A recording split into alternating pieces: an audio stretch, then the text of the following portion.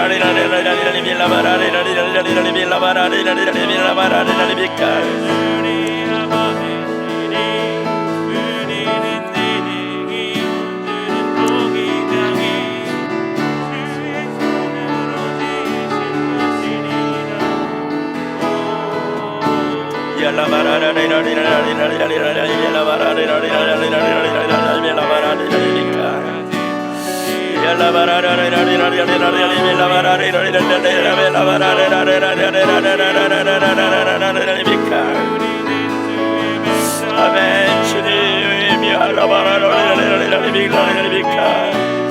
아멘. 하나님 너무너무 감사하고 너무너무 놀라운 은혜 하나님 감사합니다. 하나님 베푸신 은혜를 우리가 소홀히 하고 하나님 은혜를 우리가 놓친 거 용서하여 주시고 하나님 아버지 하나님 주님의 교회 가운데 아버지 주님의 나라가 이루어지기를 원하고 백성들에게 하나님 강한 능력으로 오셔서 하나님 영광을 나타내 주옵소서. 우리 아버지 하나님 주의 백성들을 돌아보아 주시옵소서. 아버지 하나님 각박함이 내려지게 하시고 하나님 이 땅의 교회들이 새로워지게 하시고 하나님 긍휼히 여겨주시며 하나님 열방이 구원에 이르게 하시고 하나님 모든 사람들이 주의 교회들이 회복되고 하나님 방문하셔서 온전케 되는 능력의 역사가 일어나도록 우리 하나님 은혜 외달려 하여 주옵소서. 주님 오시옵소서. 주님 임하시옵소서. 더 크고 더 놀라운 능력의 역사로 임하시옵소서. 우리 하나님 일상적인 은혜 가지고 하나님 우리에게 또한 베풀어 주신 은혜가 너무 감사한데 그러나 하나님 아버지 주님 바뀌어야 될 사람들 주님 만나주셔야 되겠사오니 오셔서 하나님 우리의 근본을 깨우쳐지게 하시고 중심이 돌이켜지게 하시고 이 나라의 민족이 새롭게 되면 하나님의 통치와 하나님의 다스림이 온전히 이루어지는 놀라운 나라 하나님 영광이 드러나는 하나님 주님의 백성들이 되도록 또 하나님 역사하여 주옵소서. 주님 우리를 돌아보 주시옵소서. 주님 우리에게 능력으로 오시옵소서. 주님 원능으로 임하여 주옵소서. 주님 하나님 그게 일을 이루어 주옵소서. 할렐루야 아버지 영광을 나타내 주옵소서. 할렐루야 우리 아버지 영광을 나타내 주옵소서. 할렐루야 우리 하나님 영광을 나타내 주옵소서.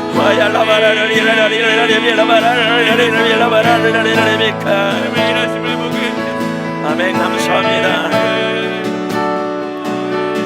아멘 감사합니다. 하나님 아버지 영광으로 임하소서. 아버지 영광으로 임하소서.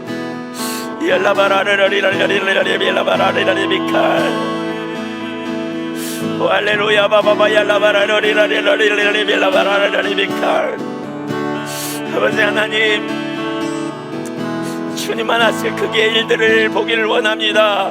주님 우리에게 영광으로 임하셔서 방문하셔서 하나님 크게 일을 이루시고 하나님 영광을 나타내시며 하나님의 뜻을 하나도 남김없이 온전히 이루시는 하나님의 같이 놀라운 역사를 나타내 주옵소서.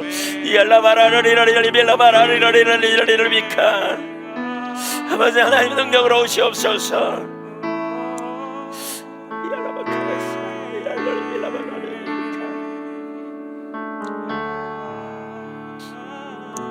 각자가 믿음으로 하나님 더 찾고 부흥을 위해 절박하게 구하다가 돌아가면 좋겠습니다. 은혜를 사모하십시오.